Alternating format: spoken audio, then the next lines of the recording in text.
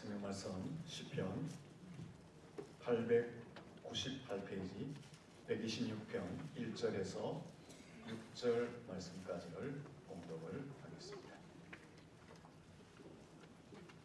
여호와께서 시온에 포로를 돌려 보내실 때에 우리는 꿈꾸는 것 같았도다. 그때에 우리 입에는 웃음이 가득하고 우리 혀에는 찬양이 찼었도다. 그때에 문 나라 가운데서 말하기를 여호와께서 그들을 위하여 큰 일을 행하셨다 하였도다. 여호와께서 우리를 위하여 큰 일을 행하셨으니 우리는 기쁘도다. 여호와여, 우리의 포로를 남방 시내들 같이 돌려 보내소서. 눈물을 흘리며 씨를 뿌리는 자는 기쁨으로 거두리로다. 울며 씨를 뿌리러 나가는 자는 반드시 기쁨으로 그 곡식단을 가지고 돌아오리로다. 아멘. 할렐루야. 아버지를 인사합니다. 축복합니다. 잘 되고 있습니다. 더 잘 될 것입니다. 한번 더 인사합니다. 매일 기쁘게 웃으며 사시기 바랍니다. 오늘 어떻습니까? 좋습니다. 네, 갑니다. 데살로니가전서 5장 16절에 보면 항상 기뻐하라 말씀하셨습니다. 이 말씀처럼 여러분의 삶에 항상 기쁨과 웃음이 넘치기를 예수님 이름으로 축복합니다. 그런데 실제 우리의 삶에는 이 기쁨, 웃음을 빼앗아가는 많은 걸림돌이 있습니다.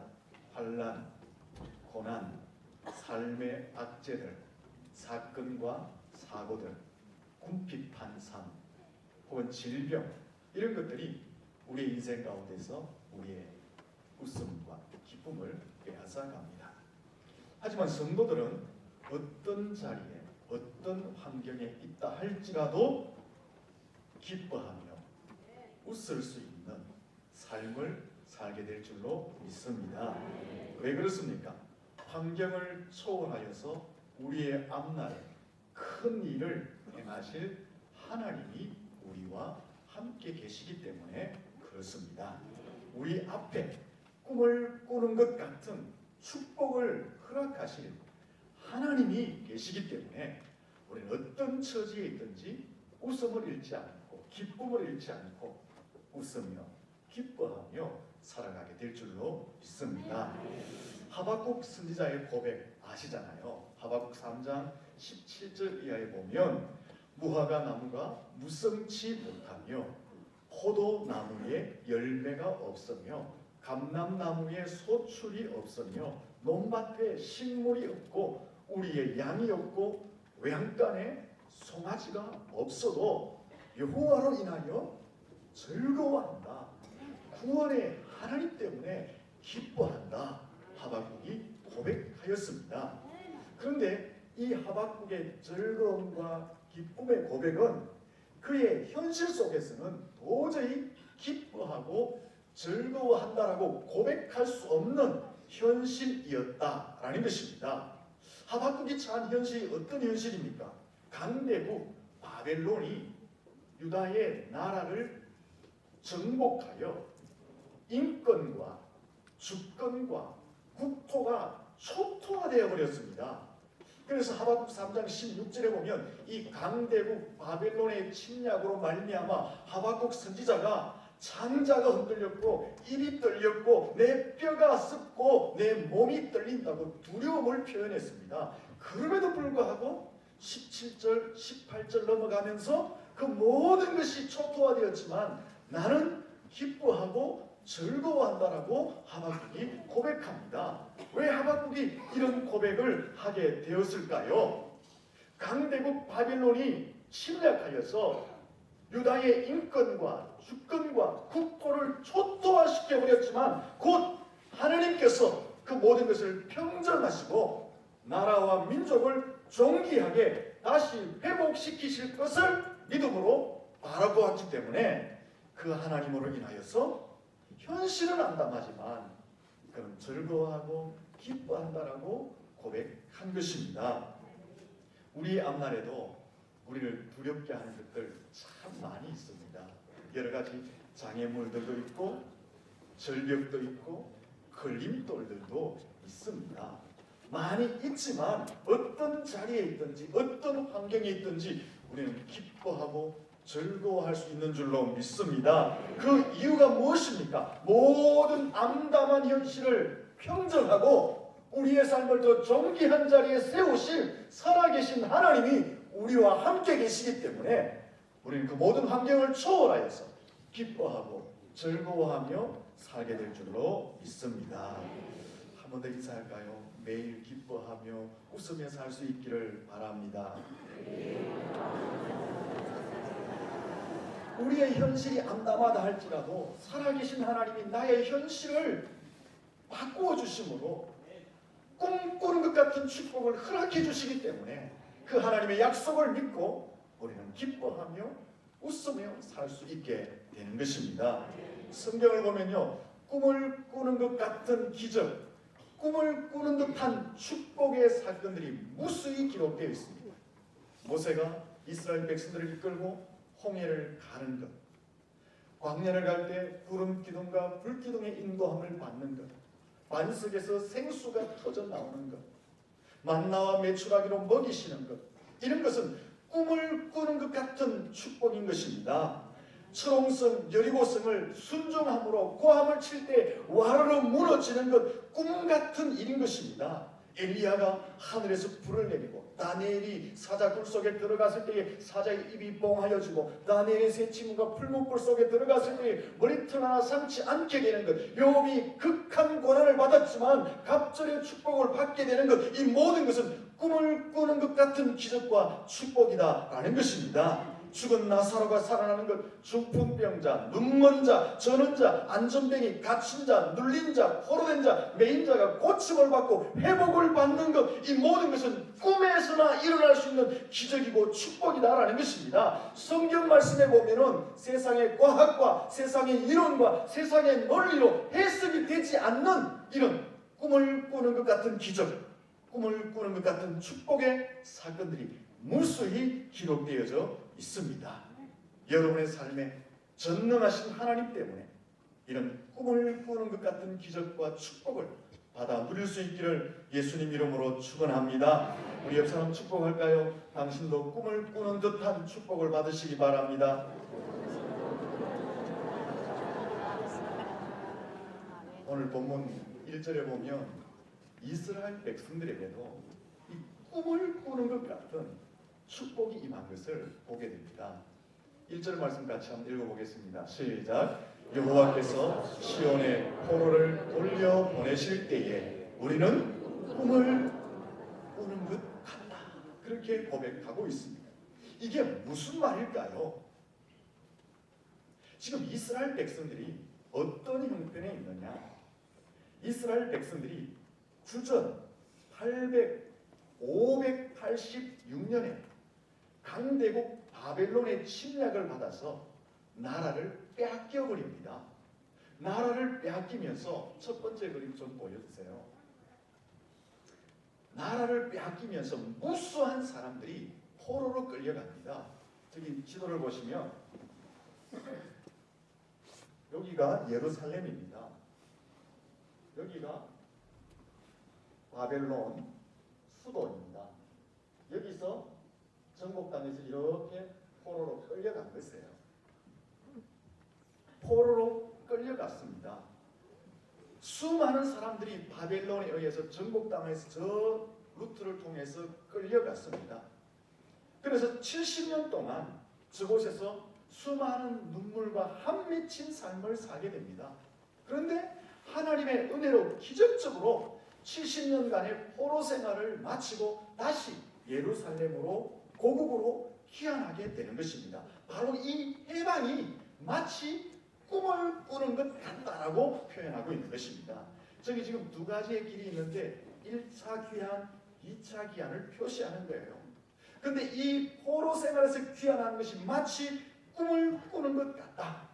우리나라도 이런 역사가 있잖아요. 일제 36년 식민지 통치에서 해방을 받은 그날 얼마나 대단했습니까? 그 해방의 당사자들은 꿈을 꾸는 듯한 그런 역사의 현장 속에 있었다라는 것입니다. 하물며 저 지도를 보시면은 우리나라는 우리나라 땅에서 식민지 생활을 했는데 지금 이스라엘 백성들은 전쟁에서 나라가 정복당하고 수많은 사람들이 바벨론 땅으로 포로로 끌려갔습니다.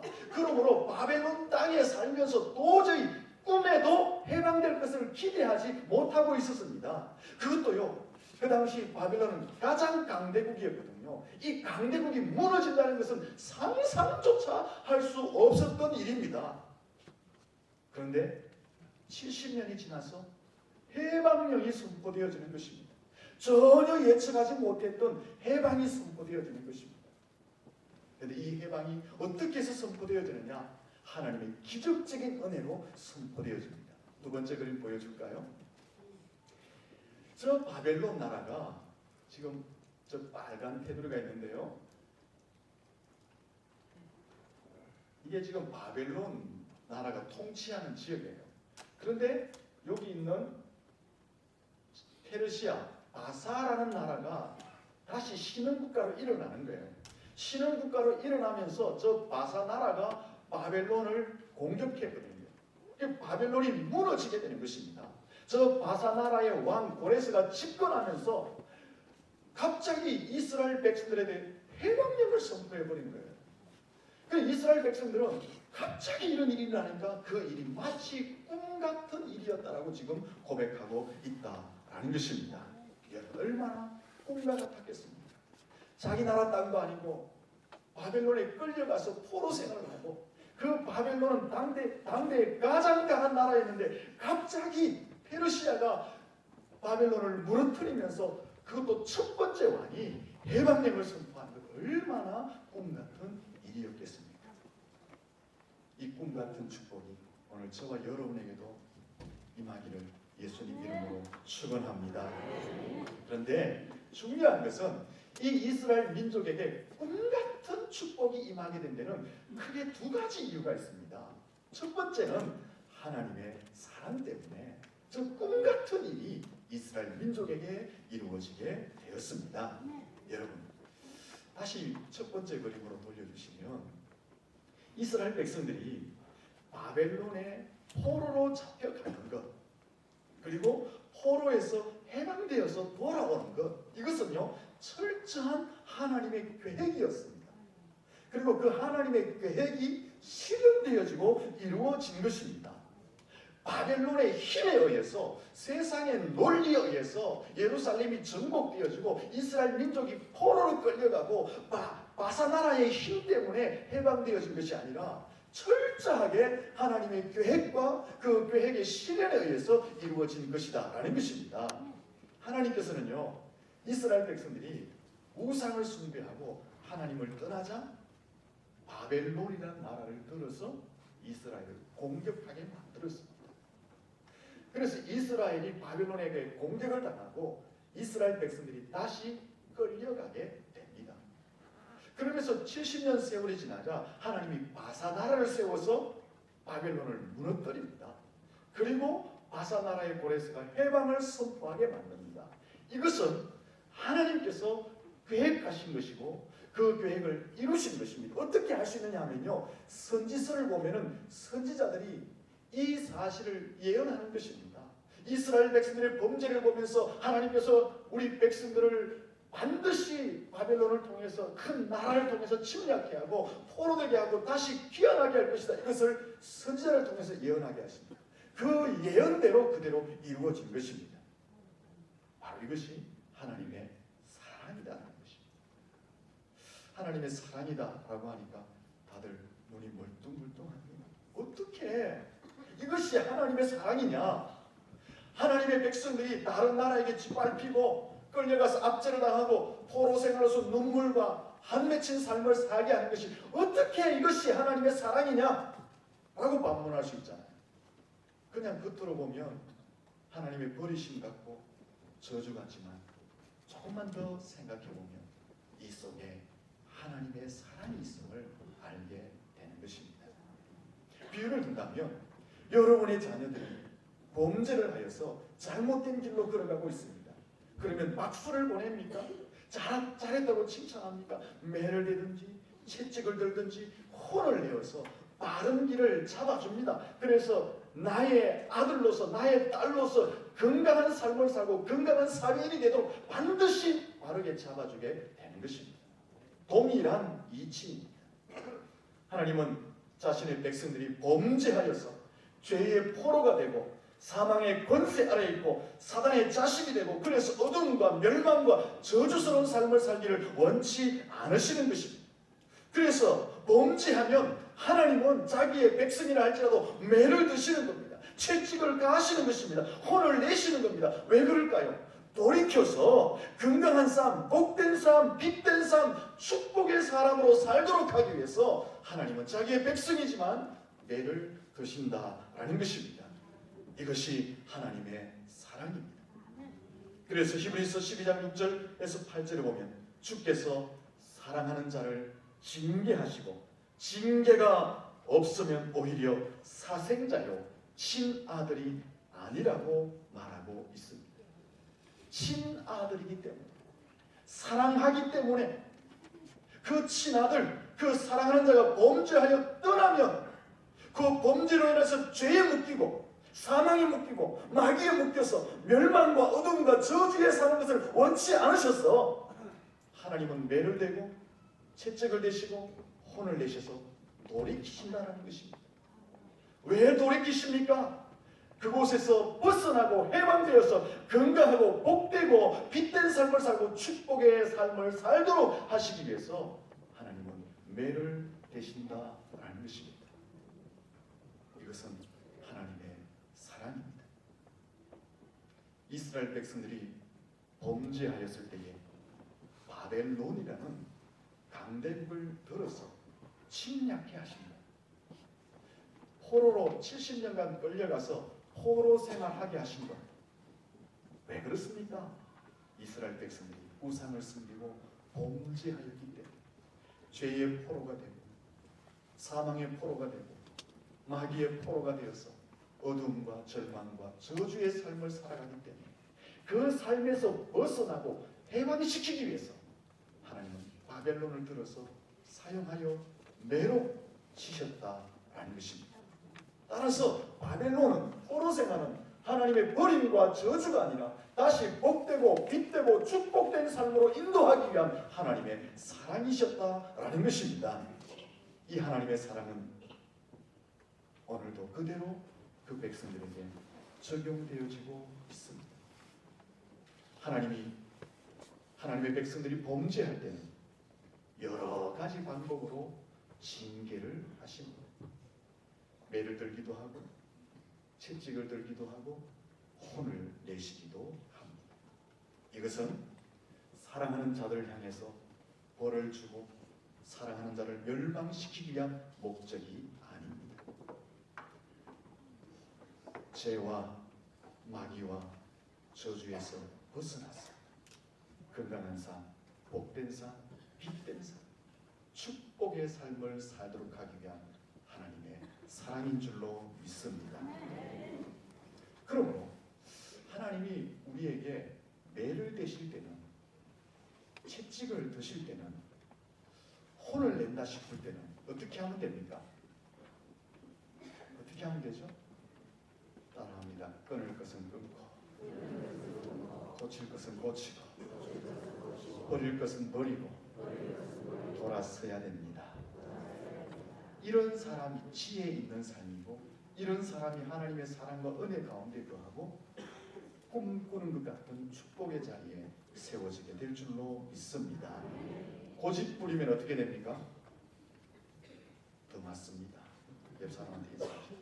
고집 부리면 한 대 맞을 거 두 대 맞는다. 먼저 물어봅니다. 네가 고집이 셀까? 내가 고집이 셀까? 고집 부리면 안 됩니다. 여러분, 이스라엘 백성들을 사랑하셨기 때문에 바벨론을 들어 사용하셨고, 그 바벨론을 들어서 이스라엘 백성들을 돌이켜 하나님은 축복의 자리로 인도해 가신 것입니다. 우리의 삶에도 마찬가지입니다. 경륜지라. 우리가 다른 길로 가면 하나님은 우리를 사랑하시기 때문에 우리를 하나님의 축복의 자리에 세워주시기 위해서 건강한 믿음의 삶을 살도록 하시기 위해서 하나님께서 빠르게 잡아주신다라는 것을 기억하셔야 하는 것입니다. 이스라엘 백성들이 이 꿈꾸는 듯한 축복을 받은 두 번째 이유가 있습니다. 두 번째 이유는 눈물을 흘리며 씨를 뿌렸기 때문에 그렇습니다. 5절과 6절 말씀을 같이 한번 읽어보겠습니다. 5절 말씀 읽습니다.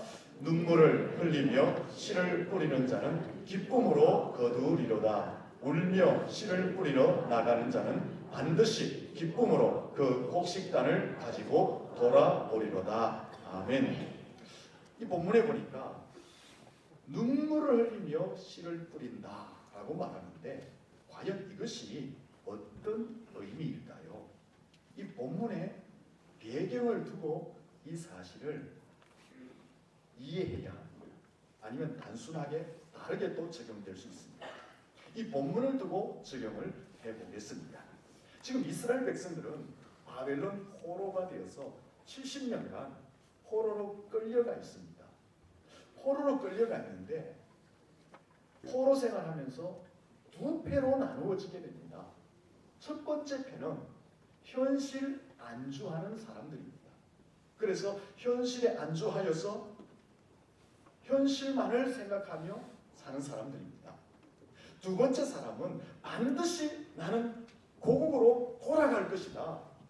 돌아갈 날을 기다리며 사는 한 무리가 있었습니다. 이 첫 번째, 현실을 안주하며 살았던 사람들은 현실에서 열심히 일하고 현지인들을 만나서 결혼하고 아들을 낳고 직업을 가지고 돈을 벌고 집을 짓고 그러면서 신앙도 부렸습니다. 바벨론 사람들이 이 이스라엘 민족들을 회유하기 위해서 기화시키는데 많은 유혹을 했습니다. 이 현실에 안주한 사람들은 바벨론이 유혹할 때 신앙을 버리면서 바벨론으로 기화하기도 했습니다.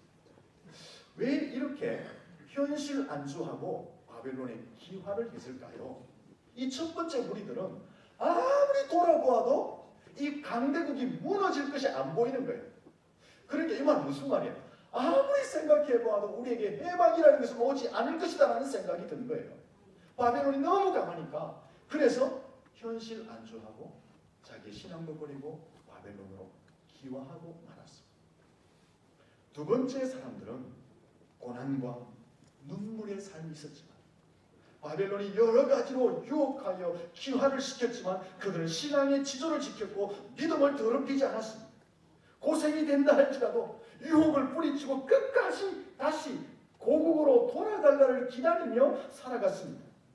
이렇게 살다 보니까 바벨론 포로 생활이 즐거웠겠습니까? 얼마나 고통스럽고 얼마나 눈물의 삶이고 얼마나 한 맺힌 삶을 살았겠습니까? 하지만 이 사람들은 돌아갈 날을 기약하며 살았습니다. 사실은요, 좀 전에 말씀을 드린 것처럼 바벨론으로 돌아간다는 것은 그 당시로는 상상할 수 없었어요. 현실로는 이것을 꿈에도 꿀 수 없는 것입니다. 왜요? 바벨론이 너무 강대한 나라니까 이 나라가 무너진다는 것은 상상도 못할 일이고 꿈에서도 생각 못할 일이었습니다. 그러나 두 번째 부류의 사람들은 그럼에도 불구하고 고생과 눈물과 한맺힘의 삶이 있었지만 반드시 우리는 고국으로 돌아갈 것이다 하며 믿음과 신앙의 지조를 지켰다라는 것입니다. 여러분, 우리가 세상을 살면서 환난과 고난을 당할 때가 있잖아요. 그런데 그 환난과 고난을 당할 때 환난과 고난의 끝이 있다는 것을 알면 우리의 믿음 지켜갈 수 있어요. 우리의 신앙의 지도 끊기지 않을 수 있습니다. 우리가 차를 타고 터널을 지나가면 이 터널에 끝이 있다는 것을 알기 때문에 두려움 없이 들어가고 통과하는 거예요. 그런데 우리의 삶에 환난과 고난이 있는데 이 끝이 보이지 않으면 하나님이 우리에게 축복하시겠다고 약속하셨는데 그 축복은 눈에 보이지 않고 고난만 계속된다면 기약이 없다면 처음에는 믿음을 지킬 수 있지만 나도 모르는 사이 믿음이 약해집니다. 믿음이 끊기게 되고 신앙의 지조도 처음에는 지키려는 하는데 현실과 타협하게 되고 신앙의 지도 끊기게 되는 것입니다. 여러분, 아무런 기약도 없이 끝까지 믿음을 지킨다, 끝까지 신앙의 지도를 지켜간다는 것, 이거 쉬운 일이 아닙니다. 하지만 두 번째 부류의 사람들은 꿈에도 꿀 수 없는 해방의 날이었지만, 상상조차 할 수 없는 해방의 날이었지만, 그들은 눈물을 흘리며 한 맺힌 삶을 살면서도 신앙의 지조를 버리지 않고 믿음을 더럽히지 않고 해방의 날을 사모하며 살아갔습니다. 여러분, 바로 이 삶이 눈물을 흘리며 씨를 뿌리는 삶입니다. 기약도 없지만, 전망도 없지만, 가능성도 보이지 않지만, 그리고 현실에서는 눈물과 한 맺힌 삶이 많이 있지만, 그럼에도 불구하고 신앙의 지조를 지키는 삶, 그럼에도 불구하고 믿음의 삶을 살아가는 삶, 신앙의 지조를 지키면서 믿음의 삶을 살아가면서 하나님의 은혜와 하나님의 인도와 하나님의 보호와 하나님의 축복을 사모하고 기대하며 살아가는 그 삶이 눈물을 흘리며 씨를 뿌리는 삶이다라는 것입니다. 이렇게 눈물을 흘리며 씨를 뿌릴 때에 하나님이 해방령을 허락하신 줄로 믿습니다. 꿈같은 일을 허락하신 줄로 믿습니다. 하나님의 은혜와 도우심과 사랑과 축복이 이스라엘 백성들 가운데 선포되어진 것입니다. 그래서 고국으로 돌아가면서 이스라엘 백성들이 기뻐하며 찬양하게 된 것입니다. 여러분, 우리의 삶에도 꿈꾸는 것 같은 축복을 경험하기를 원하며 눈물을 흘리며 씨를 뿌리는 삶이 있어야 하는 것입니다. 여러분, 씨앗을 많이 심었잖아요. 많은 씨앗을 하나님 앞에 심었습니다. 그 씨앗을 심었다면 하나님의 축복의 날을 기대하며 끝까지 인내하며 믿음의 지조를 지키며 달려가야 하는 것입니다. 이런 사람들이 기쁨으로 단을 거두게 될 줄로 믿습니다. 옆 사람한테 인사하세요. 끝까지 믿음으로 달려갑시다. 여러분, 부탁합니다. 대충 심고 대충 살아서는 하나님이 원하는 삶이 아닙니다. 우리 신앙인의 단점이 있다면 대충 심고 대충 살아가더라는 것입니다. 그러면서 하나님의 은혜는 한 보따리를 원하고 있다는 것입니다. 하나님은 절대로 그것을 원치 않습니다. 사랑하는 성도 여러분, 믿음으로 심었다면 지금 내 앞에 하나님의 약속이 보이지 않는다 할지라도 끝까지 인내하며 믿음의 지조를 지키며 달려가야 하는 것입니다. 바로 그런 사람들에게 꿈을 꾸는 듯한 해방의 축복이 선포되어질 줄로 믿습니다. 오늘 본문을 다시 돌아가 보시면 이 하나님의 은혜로 말미암아 이스라엘 백성들에게 해방령이 선포되어졌을 때에 문제가 생긴 사람들이 있습니다. 누구일까요? 현지에서 정착하여서 결혼하고 아이들 낳고 집을 짓고 땅을 사고 돈을 벌었던 사람들입니다. 꿈에도 생각 못했던 해방령이 선포되어졌을 때에 두 번째 부류의 사람, 믿음을 지키고 신앙의 지조를 지키며 돌아갈 그날을 기약하며 달려갔던 그 사람들은 할렐루야 찬양하며 그 고국으로 돌아갔습니다. 하지만 첫 번째 현실 안주했던 사람은 선뜻 나설 수가 없었습니다. 갈 수도 없고 그냥 앉아 있을 수도 없는 그런 상황에 놓이게 되었습니다. 자신들의 가족이 있고 사업장이 있고 물질이 있고 땅이 있고 삶의 울타리가 있었기 때문에 꿈꾼 듯한 해방이 선포되어졌지만 자기의 고국으로 돌아갈 수가 없었다라는 것입니다. 우리나라도 똑같은 일이 벌어졌잖아요. 일제 36년 지나고 해방이 선포되어졌을 때 친일파들은 어땠을까요? 일본으로 돌아갈 수도 없고 그렇다고 우리나라 땅에 머물러 있기는 부담스럽고 우리 민족이 해방이 되어졌지만 친일파들은 그 해방의 기쁨 속에 함께 동참할 수가 없었던 것입니다. 여러분, 이러한 사실들은요 주님이 이 땅에 오실 때도 동일하게 나타나게 되는 것입니다. 재림의 날을 고대하며 믿음을 지키고 신앙의 지조를 지켰던 사람들은 주님 다시 오실 때에 한이의 찬양을 올려드리게 될 줄로 믿습니다. 하지만 한쪽에서는 이러지도 못하고 저러지도 못하고 망설이고 어정쩡하게 서 있는 사람들이 있을 것입니다. 그 사람들은 적당히 세상과 타협하며 살아간 사람들일 것입니다. 그 사람들은 주님이 이 땅에 오실 때에 허둥대며 당황하게 될 것입니다. 하지만 신앙의 지조를 지켰던 사람, 믿음의 길을 끝까지 달려갔던 사람, 울며 씨를 뿌렸던 사람들은 아멘, 주 예수여 어서 오시옵소서. 주님의 재림을 발벗고 뛰어나가 기쁨으로 맞이하게 될 줄로 믿습니다.